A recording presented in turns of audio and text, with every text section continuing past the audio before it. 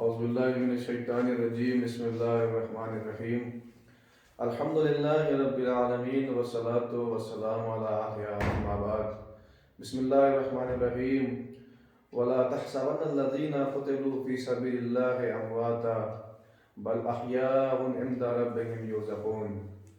خداوند عالم قرآن مجید میں ارشاد فرماتا ہے کہ جو لوگ راہ خدا میں قتل ہو گئے ہیں انہیں گمان بھی نہ کرنا کہ وہ قتل ہوئے ہیں، بل احیاء، بلکہ وہ زندہ ہیں، عندهم یرزقون، اور اللہ کی طرف سے رزق پا رہے ہیں۔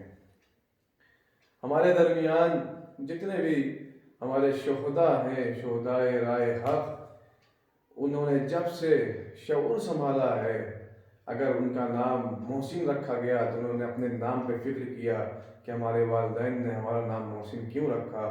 اگر ان کا نام قاسم رکھا گیا تو انہوں نے اپنے نام پہ فکر کیا کہ آخر ہمارا نام قاسم کیوں رکھا گیا۔ ہمارا نام اس محسن کی یاد میں رکھا گیا کہ جس نے اپنے ماں کے شکم میں شہادت پائی، اسی محسن کی یاد میں شہید محسن حججی شہید ہوئے۔ اور جس طریقے سے جناب قاسم سلیمانی کو شہید کیا گیا، ان کا نام قاسم رکھا گیا، انہوں نے یہ فکر کیا کہ آخر میرا نام قاسم کیوں رکھا گیا۔ اسی لیے اسی قاسم کی یاد میں، اسی قاسم کی طرح جناب قاسم سلیمانی نے بھی شہادت پائی۔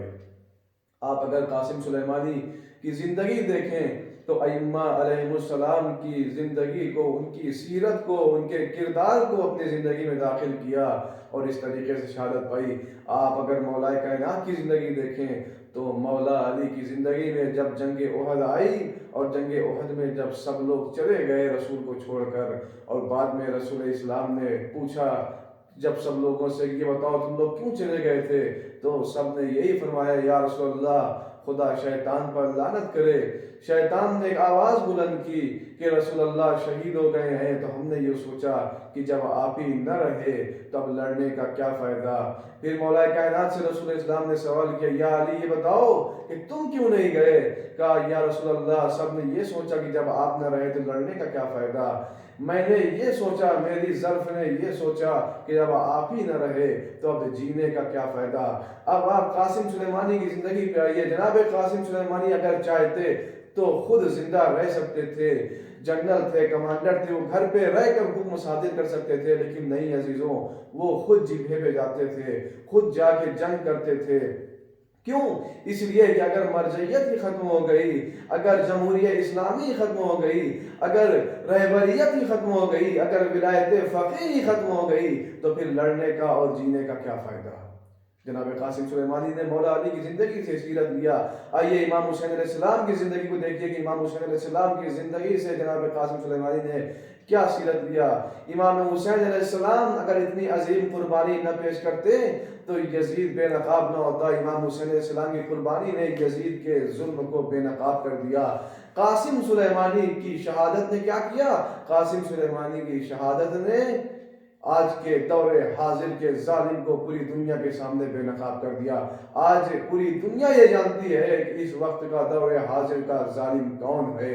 ہاں وہ الگ بات ہے اگر کچھ لوگ یہ کہتے ہوئے نظر آئے ٹی وی چینل کے ذریعے سے کہ قاسم سلیمانی دہشت گرد تھے، تو اس میں حیرت کی بات نہیں ہے۔ آج بھی کچھ لوگ ایسے زندہ ہیں جو یزید کو بھی رضی اللہ عنہ کہتے ہیں۔ آپ جناب فاطمہ زہرا کی زندگی دیکھیے۔ جناب فاطمہ زہرا سلام اللہ علیہا، جناب زینب سلام اللہ علیہا نے ولایت کے، امامت کے دفاع میں اپنی زندگی کو قربان کر دیا۔ جناب قاسم سلیمانی نے بھی ولایت کے دفاع میں، امامت کے دفاع میں اپنی جان کو قربان کر دیا۔ جناب قاسم سلیمانی نزدیک تھا، یعنی ہمارے اوپر جناب قاسم سلیمانی کا یہ احسان ہے، ہم اس کو فراموش نہ کریں۔ آج اگر ہم امنیت کے ساتھ زیارت کرنے امام حسین علیہ السلام کی یا سیریا جاتے ہیں تو یہ جناب قاسم سلیمانی کا اور ان کے ہمنوا کا ہمارے اوپر یہ احسان ہے۔ انہوں نے ہم پر بہت بڑا کرم کیا ہے جو ہم آج امنیت کے ساتھ جا رہے ہیں۔ نہیں تو داعش اس قدر حرم سے نزدیک ہو چکے تھے کہ سیریا میں میزائل مار چکے تھے۔ امام حسین کے حرم سے بس چند کلومیٹر کا ہی فاصلہ رہ گیا تھا، لیکن اس کے بعد یہ بندہ قاسم سلیمانی ایران سے چند لوگوں کے ساتھ اٹھا اور سیریا کے پرائم منسٹر سے جو ایک دم بھاگنے کے لیے وہاں سے تیار تھے، ان کو کہا کہ آپ گھبرائیے نہیں، ہم آ رہے ہیں۔ کس کے لیے؟ ان کی محبت میں نہیں، بلکہ اس زینب کی محبت میں وہاں پہنچے۔ اور حرم کو آزاد کرایا، اور آج ان کی وجہ سے ہم زیارت کے لیے امنیت کے طریقے سے جا رہے ہیں۔ اب جناب زینب نے بھی، امام حسین نے بھی بڑھ کے یہی کہا کہ اے قاسم سلیمانی، اگر تم نے ہمارے لیے اپنی جان کو قربان کیا ہے، اگر تم ہمارے لیے تکے تکے ہو گئے ہو، تم ہمارے لیے شہید ہو گئے ہو، تو یاد رکھنا تمہارے جنازے کو اگر ہم نے تاریخ میں رقم نہ کر دیا تو میں علی کی بیٹی نہیں ہوں، میں علی کا بیٹا نہیں ہوں۔ جناب قاسم سلیمانی کا جنازہ جب اٹھا تو ہزاروں لوگ، ایک عام انسان تھا، ایران کا رہنے والا، ہندوستانیوں سے کوئی تعلق ہی نہیں تھا، پاکستانیوں سے کوئی تعلق ہی نہیں تھا، نہیں، لیکن کیوں؟ کیونکہ اس نے ایسے حرم کو آزاد کرایا جس کی ہم زیارت کرتے ہیں امنیت کے ساتھ۔ ہر جگہ جناب قاسم سلیمانی کی مجلس ہو رہی ہے، لوگ جنازے میں شرکت کر رہے ہیں۔ یہی وجہ ہے کہ آپ نے جس کا حرم آزاد کرایا اس نے آپ کے جنازے کو تاریخ میں رقم کر دیا۔ ظالمین یہ سوچتے ہیں کہ ہم ظلم کرنے کے بعد ہم باقی رہنے والے ہیں۔ یاد رکھیں کہ معصومین فرماتے ہیں کہ حکومت کفر کے ساتھ تو چل سکتی ہے لیکن ظلم کے ساتھ نہیں چل سکتی۔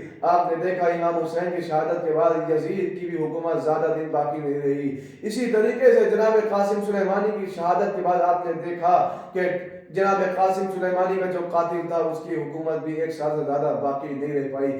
یاد رکھیے ہر جگہ جہاں بھی ظلم ہو رہا ہے اور ظالمین ظلم کر رہے ہیں، یاد رکھیے آپ کا ظلم پائیدار نہیں ہے۔